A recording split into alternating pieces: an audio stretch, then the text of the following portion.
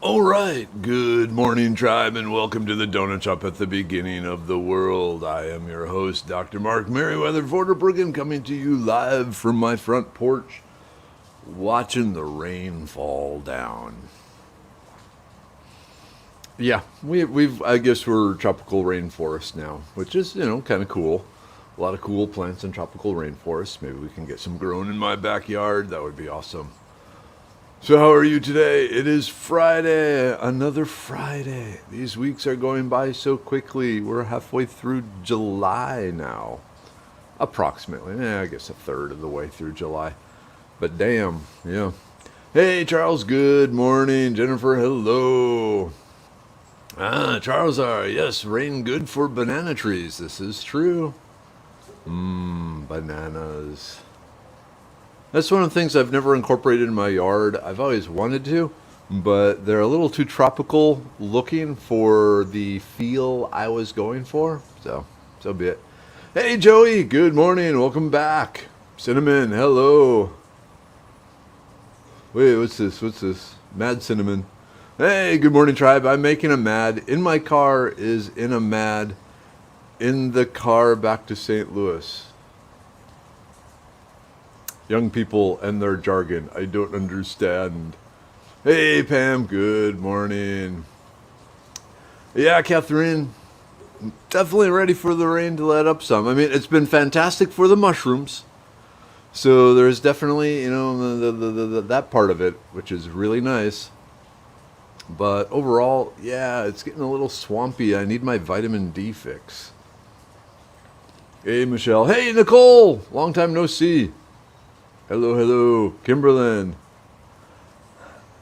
Okay. Cinnamon, sorry, voice to text doesn't understand the word dash. Now I gotcha. Okay.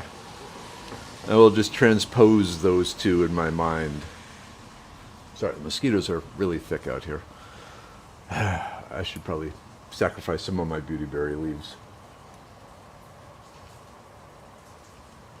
All right. So what's going on this weekend?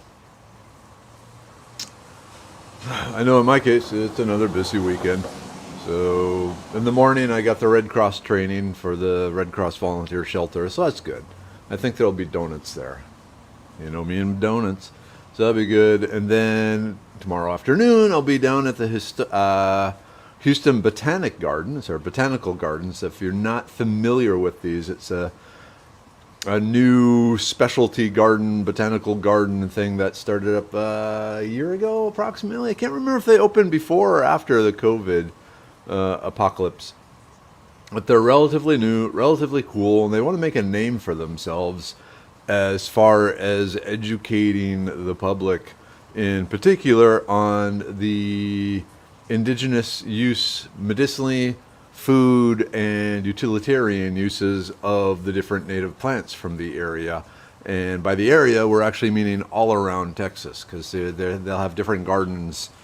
So the long story short is they are trying to become a center for indigenous plant studies. And they asked me to be part of that. So I'm going to be down there on Saturday looking at the plants, discussing things, teaching them, so that then they can teach you. So that'll be fun. And then afterwards, heading out, seeing uncommon bees at whatever farmer's market they're at. As I need my uncommon bees time. All right, Kimberlyn, I think I'm being taken over by lamb's quarter. I love my yard. Yes, and those pictures you sent, they look gorgeous. Very, very, very cool. Whoop. Hey, Kiri. How are you? All right, Nicole, I've been without cell service for a while. Ooh, that sucks. Like bust a phone or something? Ooh, Jonah, good morning and happy Friday, everyone. Meeting up with friends tomorrow, making Japanese food for the potluck. Nice. Yep. Cinnamon from Kimberlyn. It doesn't, the voice text thing, it doesn't understand a lot of words. This is true. Hey, Ann. Good morning. Oh, wow. Okay, yeah, that's right. I guess I saw the pictures. Yeah, we took the kids to Mount Rushmore and stayed in a cabin in the National Forest. Cool. Up in the Black Hills there? Awesome. Did you do any panning for gold? Inquiring minds want to know. Hey, it's Kelsey. How you doing, Kelsey? Getting the walk in this morning, or is the rain kind of screwing all that up?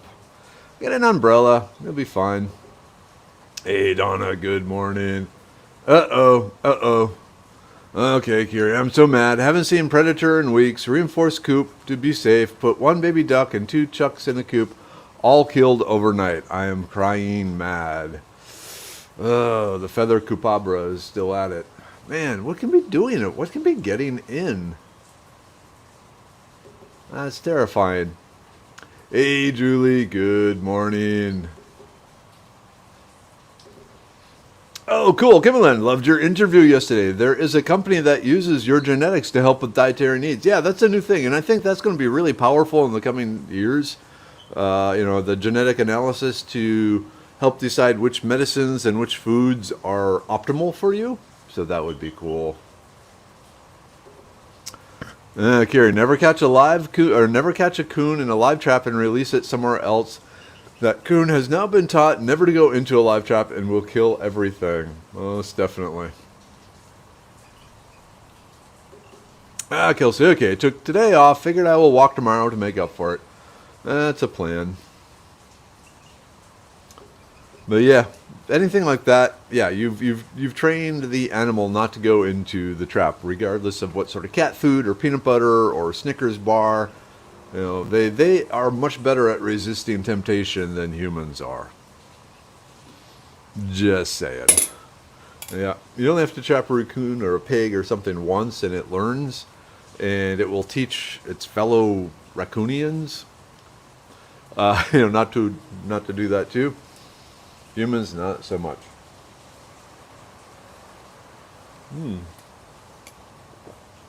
All right. Well, okay. So it is a coon, a big, huge coon that can squeeze through an inch space. Yowza. All right, just post in a local hunting group for help. Sounds like what you got to do. I would never learn, says Cinnamon. I would always get in the trap if there's food. Yep. It's like, ooh, chocolate chip cookies and spikes. Worth it. I can do this. And then I get trapped. Not saying Mrs. Weather's chocolate chip cookies are what lured me in. Just totally unrelated. Hey, Kim. Sorry. I didn't sleep well last night. After if you didn't see the live podcast, it was a lot of fun. It was really high energy. Two crazy guys, talking crazy caveman stuff, and afterwards, just really pumped up and unable to sleep. And so it was one of those things. It was just like, okay, toss, turn, toss, turn, turn. Yep. And now here we are, and it's morning. Okay, Jennifer, please remind me what kind of box you can put a cell phone in that keeps it from tracking you. So, Faraday cage. Jennifer, you want to find there's all sorts of different things out there that work as a Faraday cage. Faraday, Faraday cage. And what that does is it just blocks the radio signals. This also means that you will not be able to receive phone calls or texts or anything like that, because it's blocking that too. But there was a really funny story. We'll call it a funny story. Out of the UK, that I think it was a garbage man, instead of making his daily rounds, would just go and park under a tree all day and eat sandwiches, and he'd put his phone that the garbage truck company used to track him to make sure he was making his rounds in an empty Mylar potato chip bag, and just rolled it up in that, and that was enough to block all the cell signals so they couldn't track him. So yeah, something as simple as a Mylar, potato chip bag possibly can work as a cell phone. The way to test if your shielding is good enough, you put it in the package, or in the Faraday cage, which can be a box, it can be a bag, it can be all sorts of things, but the name is Faraday cage. And then call it, and if it rings, it wasn't caged enough. So, yeah, that's what you want. Ooh, interesting. My coop is totally reinforced. I learned yesterday there is a foam insulation in a can nationwide shortage. I'm not surprised. It's a raw material. Hey, Mom, Dad are here. Good morning, everyone. Cool, sunny, dry morning. We're halfway there. We got the cool part. We don't got sun. We don't got dry. Hey, Evie. Good morning. Ooh, cool. Well, maybe not cool. Let's see. Kelsey had a ringtail decide he would nest in my neighbor's under porch area. Lives upstairs last year. We accidentally trapped it by covering the hole he used. He got into and scratched all night until she called me to help. So I unscrewed flashing to let him out and resecured it after she heard him leaving one evening. Poor dude. But ringtails are cool. They're a lot more rare than the raccoons. Hey, Jonathan, my tinfoil hat is a Faraday cage for my organic computer in my skull. You got it, brother. Hey, Cleo, good morning. Whew, coffee. But yeah, so the podcast last night, it was live. Then it will be actually reposted in about a month. So they got a lot. That's usually when I'm doing these podcasts. It usually takes about a month for the podcaster then to do some editing tweaks and so forth, and then post it live on their website, or post it on their website or wherever. But yeah, good time.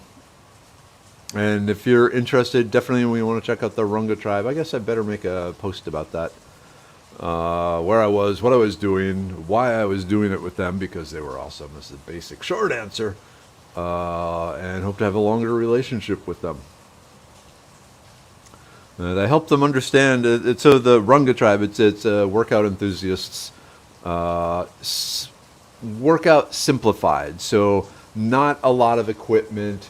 Just like a kettlebell would be one of the big investments with them. But you can just use a milk carton filled with sand if you want. And then breathing and body movement type exercises. And so I spent an hour explaining why what they're doing is just simply recreating the basic lifestyle of a caveman or a cave woman. And they're just trying to get back to that native health, natural ancestral health that we had. But we did it in an entertaining way. Hey, Bernice, good morning. Kimberly, good morning. Coffee. Coffee is good. Okay, so this morning is weird. It's kind of cool, temperature-wise, but extremely humid, and we got the rain going on. And so it's like a cold, damp coating on my skin, and it's very uncomfortable. Oh well, that's part of being outdoors.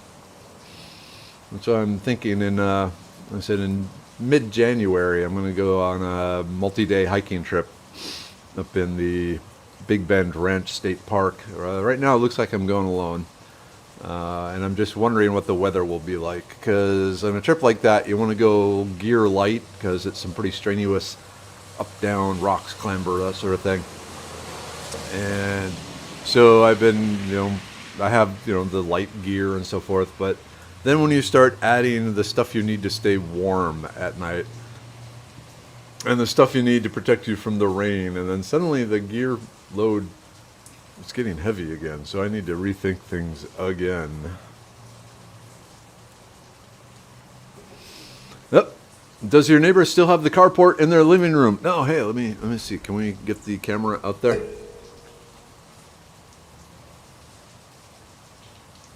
Nope. They got it all fixed. Just within like the last 2 weeks. They found matching bricks, and they had already redone the inside, and the outside was just a wall of plywood and plastic. And then finally they found some bricks, and they had to go back to the undamaged area, cut those off, and then start putting the bricks in. And so you can definitely tell which are the new bricks and which are the old bricks. There is a subtle difference, but it's enough where you look at it and you go, subtle difference. Why is there a subtle difference there? But yeah, there was a big argument with the homeowners association. I think I told you how the homeowners association, to make sure all the bricks matched, they wanted him to peel all the bricks off his house and replace all the bricks, on the house. And of course, the insurance is saying no. That's a cosmetic thing, basically. If you did that, you'd have to do it out of pocket. And there was a lot of this, but I think enough neighbors kind of said, okay, look, homeowners association, stop being a dongleberry, okay? This is ridiculous. So, yeah, they got it back together. Of course, the people that did it had no insurance. They had, a huge deductible, $10,000 deductible or something. So it basically screwed him over. But he's a very pragmatic fellow, and he just takes it in stride.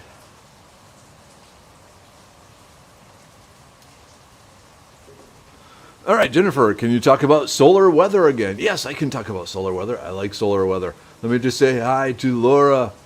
And then Jennifer will fill you in on that. But okay, so solar weather. So over there, we have the sun, kind of behind the clouds right now.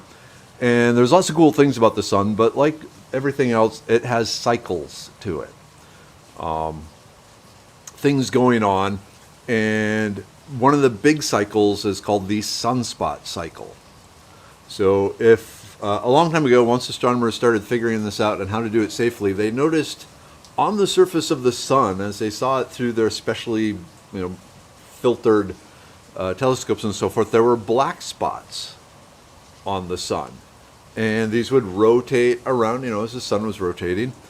And so they started, well, that's interesting. They'd mark it down and, how it would move each day. And, they see the sun was circling. And after doing this for a long, long time, years and years and years, they noticed that the number of sunspots increases and then disappears in a cyclical fashion. About every 11 years, you'll have no sunspots and then sunspots, and then it'll get a lot of sunspots, and then back down to no sunspots, and it repeats over and over and over again. Now, what's interesting, what these sunspots are is basically holes in the surface of the sun that look black because they are actually at a lower temperature than the outer surface of the sun, what we can see.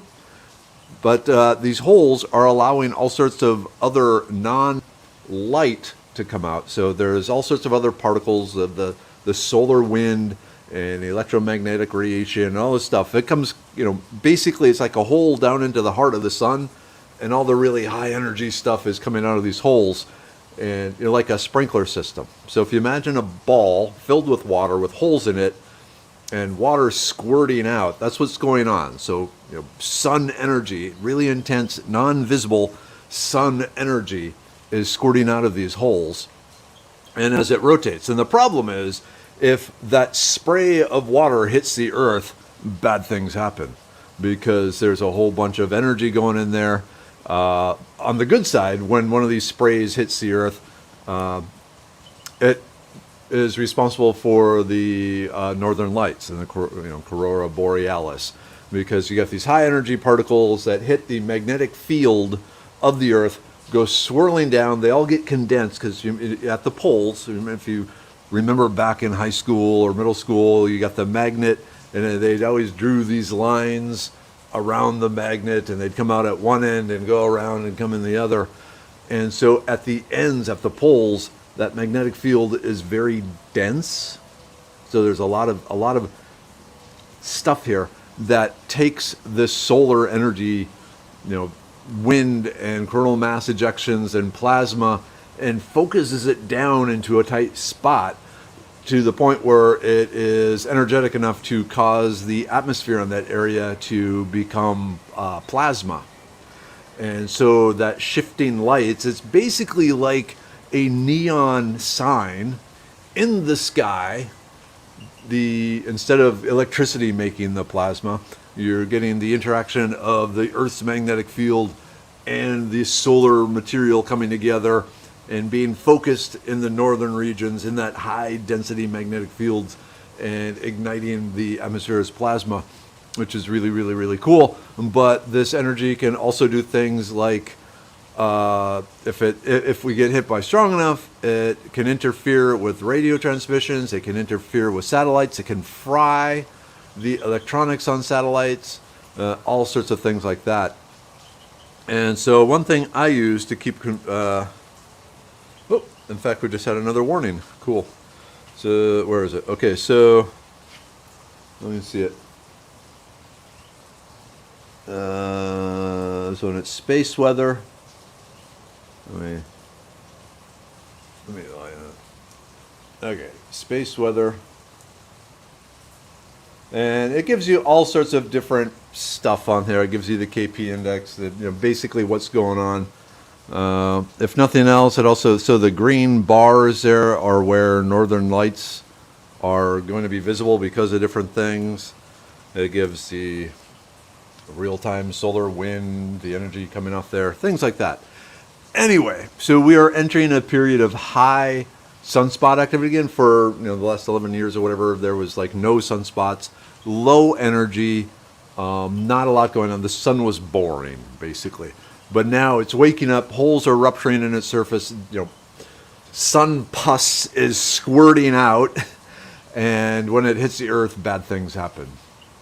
One of the interesting things is there are certain scientists that have seen there's a correlation between sunspot activity and earthquakes, because as that energy gets funneled down through the magnetic field, some of it goes down into the earth and starts, wiggling the molten, core, which then transmits out to the surface of the earth in the form of earthquakes. So there you go, Sun Weather 101. Okay. And then to answer your question, Jennifer, what happened to the neighbor's house? So several months ago, a drug deal went bad in a nearby neighborhood, and 3 cars were racing through our neighborhood, shooting at each other. And he lives at a T intersection, and the cars were coming down and had to make the right-hand turn, and one kind of did, and 2 did not. One smashed through his fence and ended up in his backyard, and the other smashed into his house and took out the corner of his house and ended up in his living room. So, yeah. Exciting times in the neighborhood. All right, Kelsey, just had another giant tree fall down across the 3/4 of the river. I live next to Lake Dunlop, and the river level has been low now for over 2 years due to a dam break downstream. Well, all the cypress trees along the river have been stressed and are slowly dying one by one. Ew, that's not good. Our neighbor across the river has equipment to remove the tree, has removed 2 giant ones since I lived here. So waiting on him to do it. Tree is in a bend in the river. Do all the debris, and all the debris get caught behind it. It's only going to get worse. Most definitely. It is going to be a pain. I wonder if you can take that and sell it for lumber or something. Hey, Dina, good morning. Just want to let you know, Dina, I will be meeting with the Houston Botanical Garden this Saturday, going down to walk the grounds and start laying out plans. Pretty excited. Thank you for making the contact for me. Henry, yep, definitely wet. Hey, Mariah, how are you today? Carol, hello, over on YouTube this morning. Jean, hello, hello. April, well, I'm excited for the sun pus. It seems like a really good way of describing it. You will now, I mean, it locks it in your, when you pop a zip and it goes, yeah, that's what we got going on now.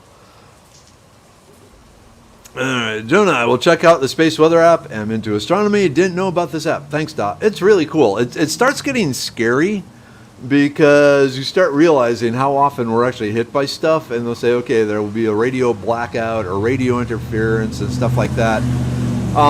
For most people, it's not a big deal. The real problem is for emergency response communications. So when there is, because different frequencies, if we want to say different stations or different channels of the radio and TV will be affected. And unfortunately, the frequencies for the emergency services stuff just happens to be in one of the bands that seems to get affected more often than some of the other ones. Poor planning on our part. So it can interfere with, ambulances and fire trucks and police and stuff talking to each other. Hey, William. Good morning.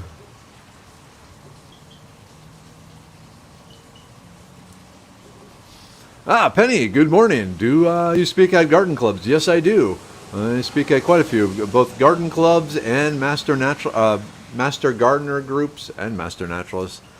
Basically, you wave money or some sort of barter thing at me, and I'll try and make it happen. So, yes. As far as garden clubs, because usually their times they meet, for a long time it was a little difficult because I had, a real job. But now as a medicine, I'm 24/7 on, off, I have a much more flexible schedule. So if you have like a midday garden club type meeting, that's doable now too. What? No, have you heard anything about the shooting at the Houston Aquarium? No, I haven't. When was that? Was that in the last few days or something? Usually I'm on top of that sort of thing. I don't know how that slipped by my radar. Hey Tracy, good morning everyone. I'm in the pea patch. I hope to get some rain soon in Arklatex. You can have some of ours. You can have a lot of ours. Hey Kelly, good morning. Yep, it's Kimberlin. It's scary. The solar flares and all that, like I said, start affecting the molten metal of the Earth and sending the seismic shockwaves. So it's scary because the other effects, seismic and volcanic. Yep. Okay, any idea how much sun pus affects cell signals? Sometimes my cell signal for internet sucks, but sunny and nice outside. Vary a lot. Yeah, depending again on the particular material that is hitting the Earth. Yeah, it can interfere with cell phones too. Oh, William, I enjoyed your interview yesterday. First time I've seen you so excited. I was in my zone yesterday. I was really excited. Plus, this guy has a huge following, which hopefully will help Medicine Man. But yeah, and he's a high energy guy. And if you put me, I feed off the energy around me, and so if everyone's just like, I'm gonna be kind of like, yeah. But if everyone's like, I'm going to be, sort of thing. So, yeah, there's that. But, yeah, great time last night. I'm really looking forward to him getting it up because I'm so passionate about what we were talking about last night, too. And the importance, and, basically, our lives are super, relatively speaking, super comfortable and safe and easy. And this has screwed us over. Anyway, we did not evolve for comfortable, safe, and easy. Okay, no, the shooting was at the aquarium last night. I'll have to look into that. Depressing. All right, Jonah, it's been a while, last 2 years. Far too little sunspot to see. Yep, it's always cool to spot them through the solar telescopes and take photographs of it. As for other night stuff, light pollution is getting worse in the suburbs, making things hard to spot.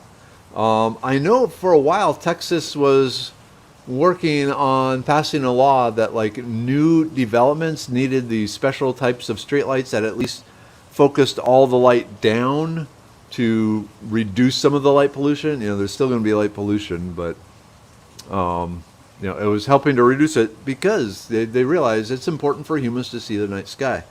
You mentioned the sunspots, and let me just bring this app back up.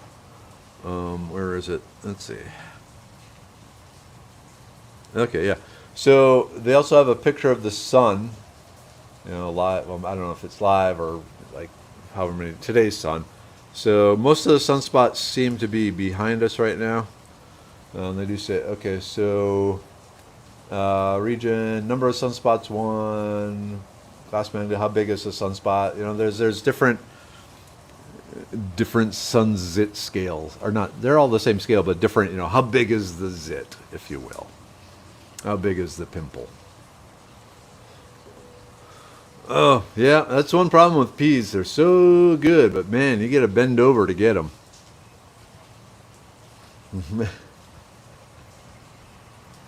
There we go. Even the fish at the aquarium are gangster. Yoza. Oh, man. Okay, he does sell the wood. I walked him take out the last one. He walked across chest-high water that had all the river debris in it to secure chains to it. Okay, it sounds like he at least knows what he's doing. Man.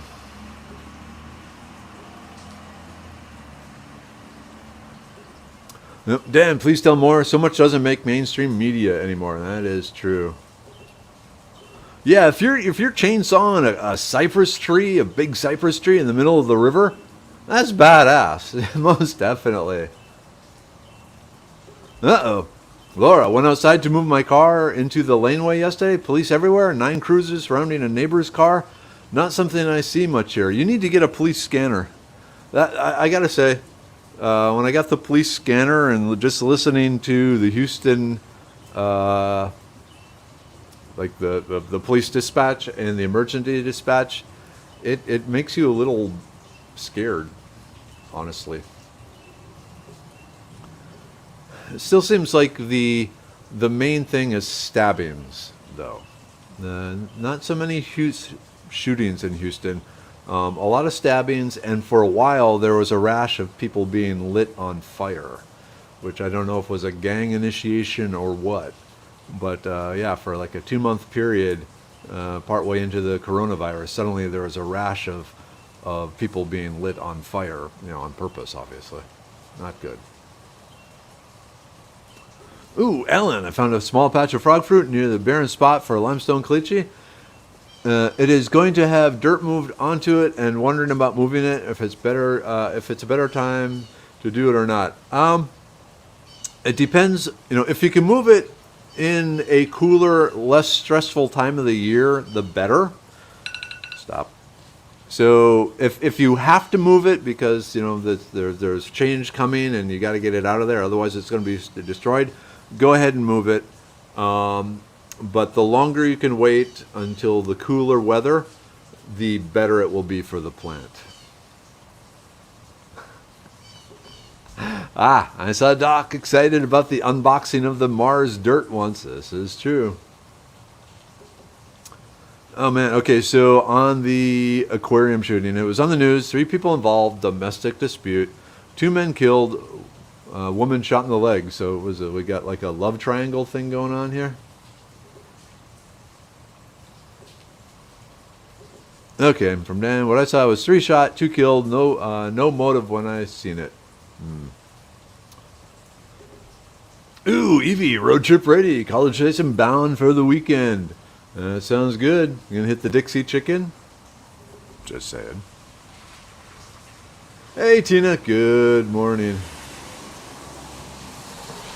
Okay, Dina, any ideas on what resources could possibly benefit the Cherokee people with this new native plant garden? So one of the things we talked about is, I'd mentioned before how my wife had created a plant database that is designed to be accessed through the web.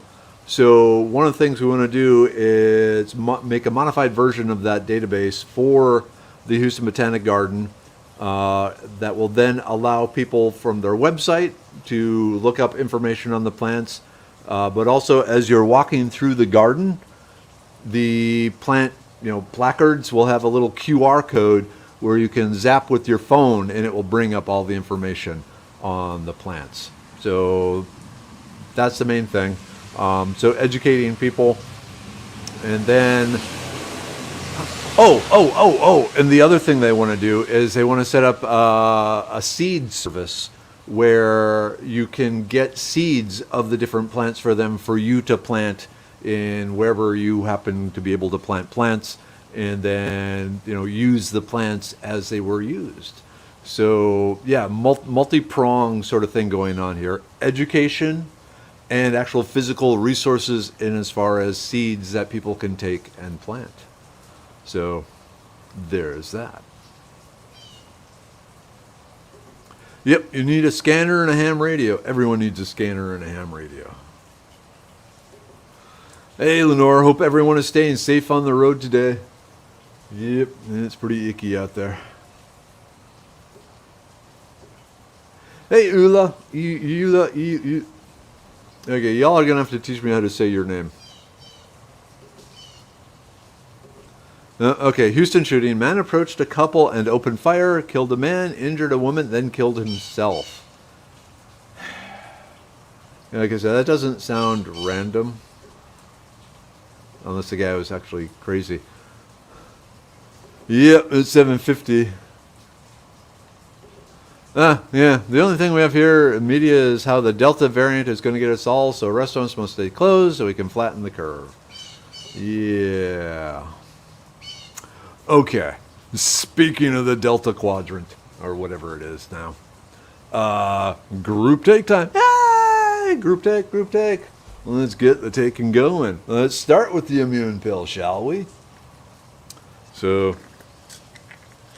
you got to do that, because you have an immune system to fight bacteria, viruses, things of that nature. The brain pill. Gotta love this one.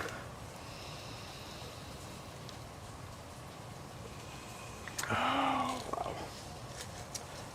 So good. All right. Can he do it? Sorry, I got the little silica packet. I'm trying to juggle. Okay. Nom, nom, nom, nom. We got the liver pill. No liver, just things to take care of your liver. And also a silica packet. Nom, nom, nom, nom. Uric acid, which I am blessed not to need. A blood pressure pill. Like I said, I take a half dose just for all the super-powered antioxidants in it. Plus, it tastes really good. I'm thinking today is a day for the Serenity pill. I'm still a little wired from last night, and I need to de-wire. That's a good one. A good flavor. The libido pill, because, yeah.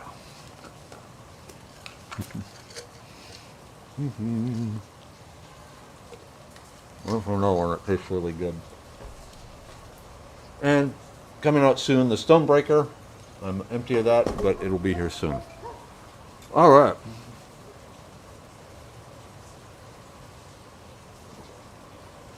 Now I have to swallow them all.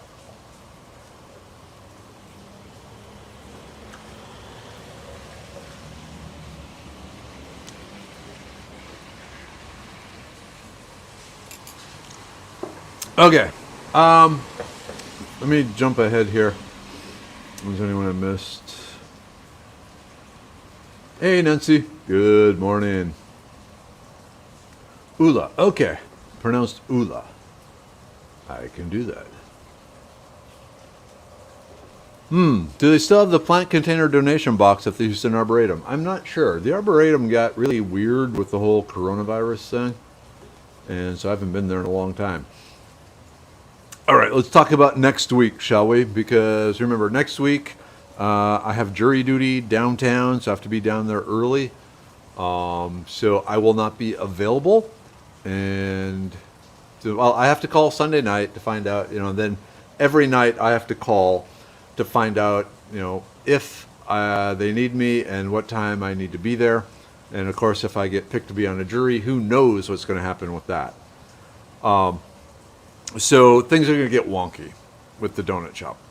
Like I said, I talked to Mrs. Weather, and she doesn't mind, popping in for one or two, things like that on occasion, but she doesn't want to do a whole week.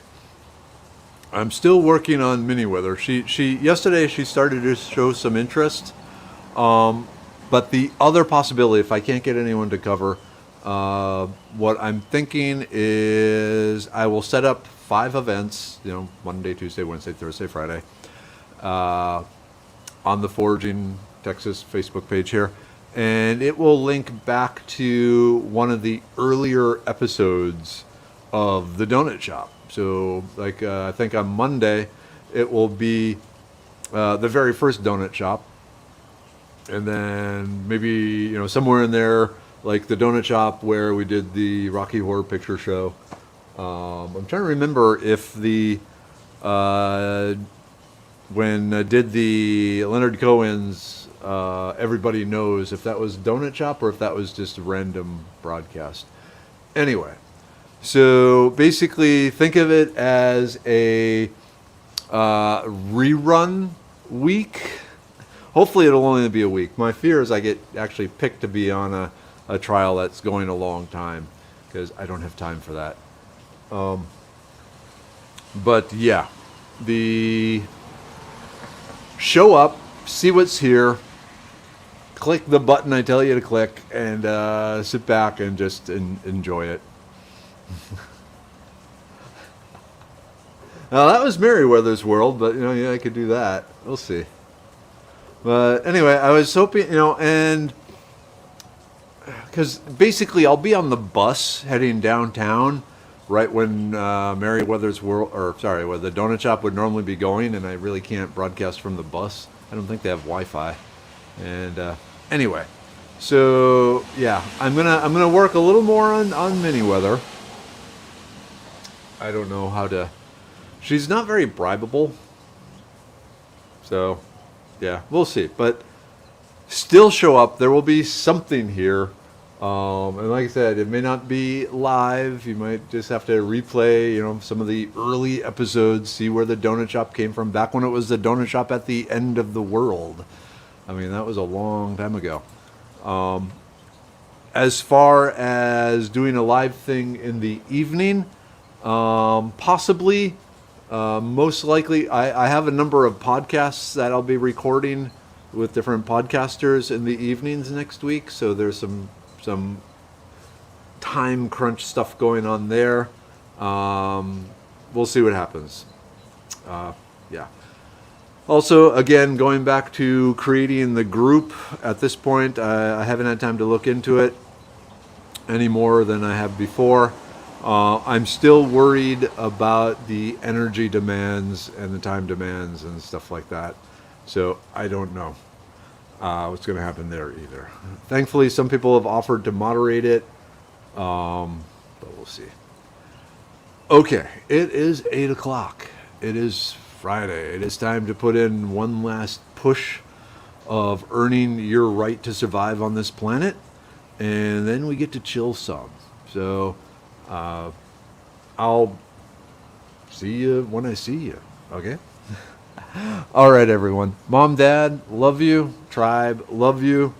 And hang in there. Do what you do. And because what you're doing is pretty good. All right? Okay. End broadcast.